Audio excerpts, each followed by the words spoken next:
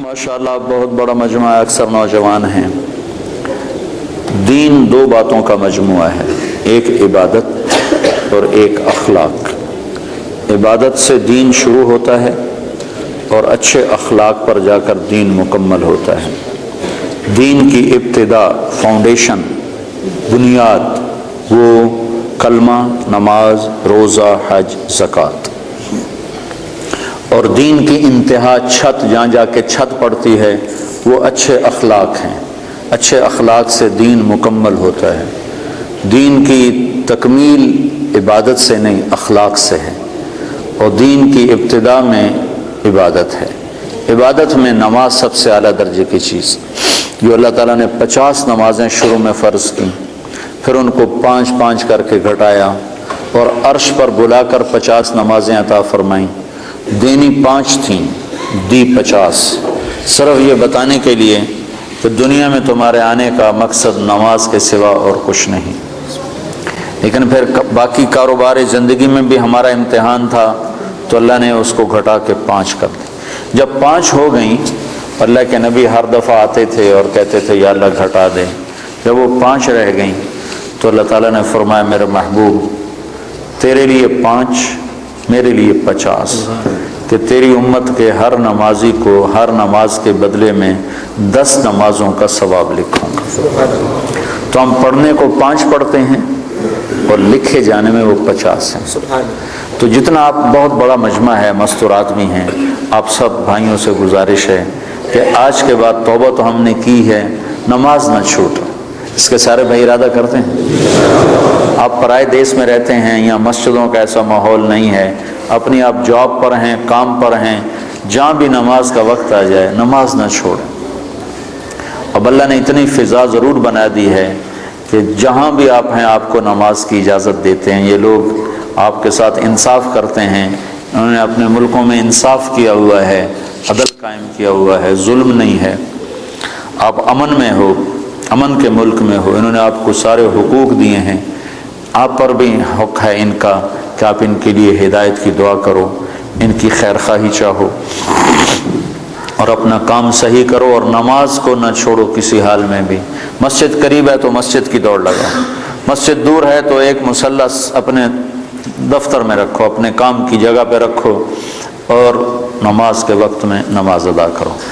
اور اگر آپ اکیلے ہو تو اذان دو، تکبیر کہو، پھر نماز پڑھو، تو آس پاس جتنی فضا ہے وہ گواہ ہو جائے گی، اور آس پاس جتنے اہل ایمان جنات ہیں وہ نماز میں شریک ہو جاتے۔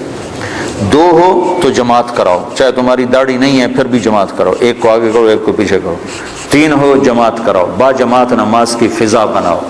سفر میں جا رہے ہو گاڑیاں روک کے با جماعت نماز پڑھو، تو انشاءاللہ یہ پوری ایک مکمل دعوت ہے نماز کا پڑھنا۔ تو عبادات میں میرے بھائیوں بہنوں نماز کا ناغہ نہ ہو۔ مستورات سے کہتا ہوں پردے کا اہتمام کرو، اپنی بچیوں کو شروع سے پردے پر لگاؤ، پردہ ان کی فطرت میں شامل ہو، پردہ کرنے والی بنے، اپنے ان کے لباس میں پتلون نہ ہو، شلوار ہو، یہ با پرد با حیا لباس ہے۔ عورت کے لیے پتلون، مرد کے لیے پتلون با حیا لباس نہیں ہے، تو عورت کے لیے کہاں سے ہوگا؟ تو اپنے بچوں کو، اپنی بچیوں کو اسلامی لباس کا عادی بناؤ، پیار سے محبت سے۔ یہاں سختی تو چلتی نہیں، اور سختی کہیں بھی نہیں چلتی، ہر جگہ پیار محبت سے ہی کام چلتا ہے۔ اللہ نے بھی پیار سے ہی ہمیں سمجھایا ہے اور پیار سے ہی ہمیں اپنی طرف بلایا ہے۔ کہیں کہیں اس نے انجام بتانے کے لیے بتا دیا کہ جہنم بھی ہے، ورنہ اللہ کا عام انداز پورے قرآن میں یا ایھا الذین آمنوا، کتنی عزت کے ساتھ اللہ ہمیں بلاتا ہے، اے ایمان والو، اے ایمان والو۔ تو دوسری چیز جو، تو نماز کی نیت کر لی سارے بھائیوں نے؟ قرآن کے لیے ضرور وقت نکالیں، تلاوت کے لیے کچھ وقت نکالا جائے۔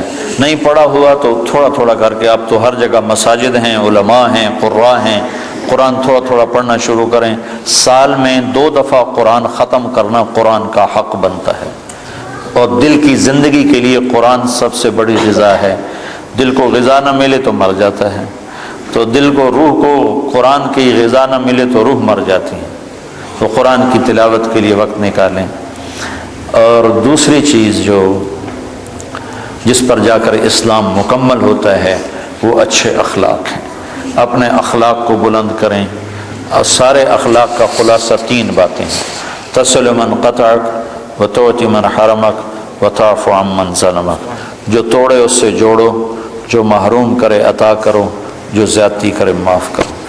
پھر اگر ماں باپ ساتھ ہیں تو ان کی قدر کرو. آج مجھے بڑا دکھ ہوا، مجھے ایک اولڈ ہوم دکھایا ساتھیوں نے، تو اس میں مسلمان عورتیں بھی تھیں، مسلمان مائیں بھی تھیں، ان کے جوان بچے ہیں اور وہ ماں کی خدمت سے محروم ہیں. کیا بدبختی کی انتہا ہے کہ مسلمان کے لیے ماں تو جنت کا راستہ ہے. میرے نبی نے فرمایا ماں کے قدموں تلے جنت ہے.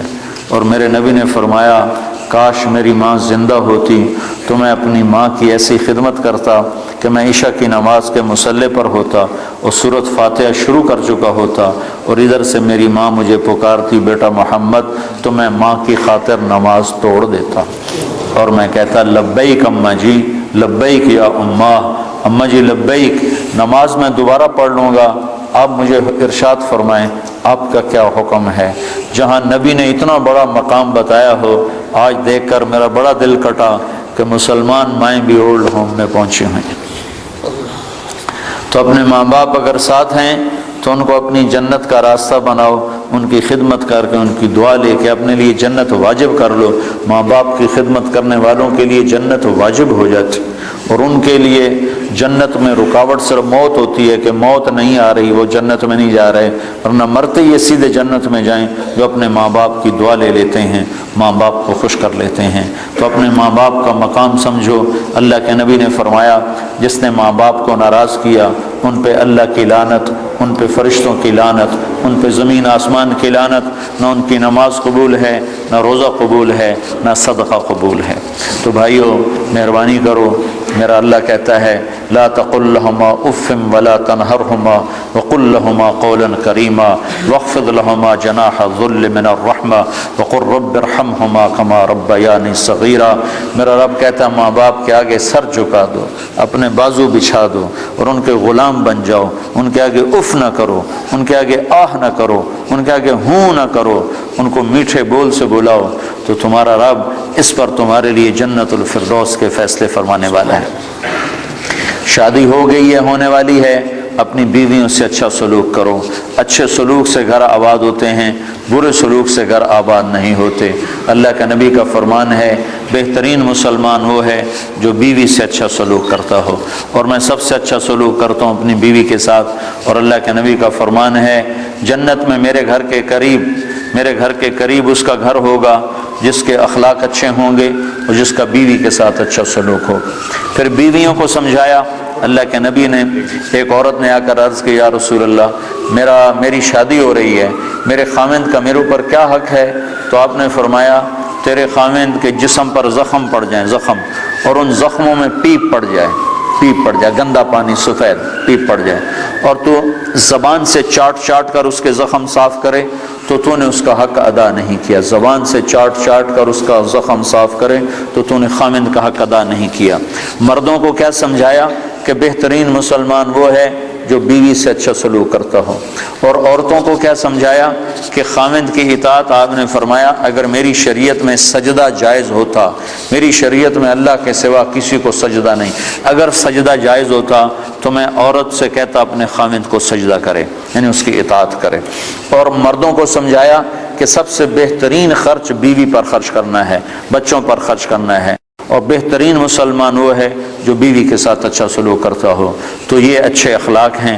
آپس میں رہو، پیار محبت سے رہو، لڑائی نہ ہو، آپس میں جھگڑا نہ ہو، آپس میں بائیکاٹ نہ ہو، آپس میں آپ کسی سے لڑے ہوئے نہ ہو. کوئی مسلمان ایسا نہ ہو جس سے آپ کہو کہ میں اس سے نہیں بولتا، میری اس سے بات چیت بند ہے، ایسا ایک بھی نہ ہو. اگر کوئی ہے تو اٹھتے ہی توبہ کر کے اس سے معافی مانگ لو تو اللہ کے دربار میں آپ کا مقام بلند ہو جائے گا. جب دو مسلمان آپس میں لڑ پڑیں اور وہ صلح نہ کریں تو اللہ تعالیٰ ان کے اعمال مردود کر دیتا، نہ نماز قبول، نہ روزہ قبول، نہ حج قبول. تو اللہ تعالیٰ فرماتا ہے جب تک یہ صلح نہیں کرتے ان کا کوئی عمل قبول نہیں ہے.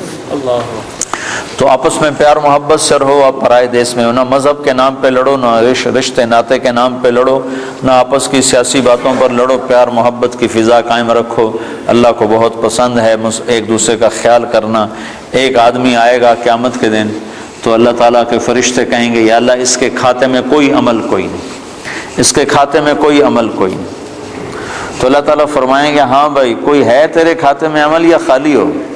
کہے گا یا اللہ ایک ہے اور کچھ نہیں، ایک ہے اور کچھ نہیں. اگر تو اسے سمجھے تو ایک ہے.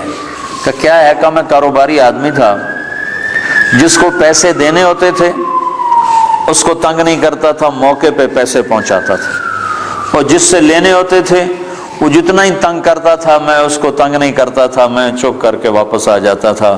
کبھی اس کو بے عزت نہیں کیا. ہمارے ہاں تو پاکستان میں تو بہت ہوتا ہے، چونکہ کام ادھار پہ چلتا ہے، یہاں بھی ادھار پہ ہی ہے سارا کام. تو ادھار پہ کام ہوتا ہے تو جس نے لینا ہوتا ہے وہ گالیاں نکالتا ہے، جس نے دینا ہوتا ہے وہ انکار کرتا ہے. تو وہ کہنے لگا یا اللہ بس ایک ہی تھا میرا، جو نہیں دے سکتا تھا اس کو معاف کر دیتا تھا، جو پھیرے لگواتا تھا اس کے پھیرے لگا لیتا تھا، اس کو کہتا کوشش، اور جس کو دینا ہوتا تھا اس کو موقع پہ دیتا تھا. تو اللہ تعالیٰ کہیں گے تو نے تو میرے بندوں کو بڑا بھلا چاہا، تو آج میں تیرا بھلا کرتا ہوں، صرف اسی عمل پہ تیرے لیے جنت کا فیصلہ کرتا. تو اللہ کے بندوں سے بھلائی بہت بڑا عمل ہے، بہت بڑا عمل ہے. وقت کے جنید بغدادی بن جاؤ. دو کام کر لو.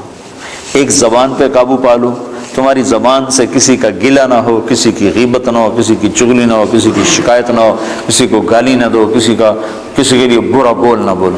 ایک اپنے دل کو بغض سے صاف رکھ لو تو انشاءاللہ وقت کے جنید بغدادی اللہ تمہیں بنائے گا. تو یہ چند باتیں تھیں آپ کی خدمت میں عرض کرنی.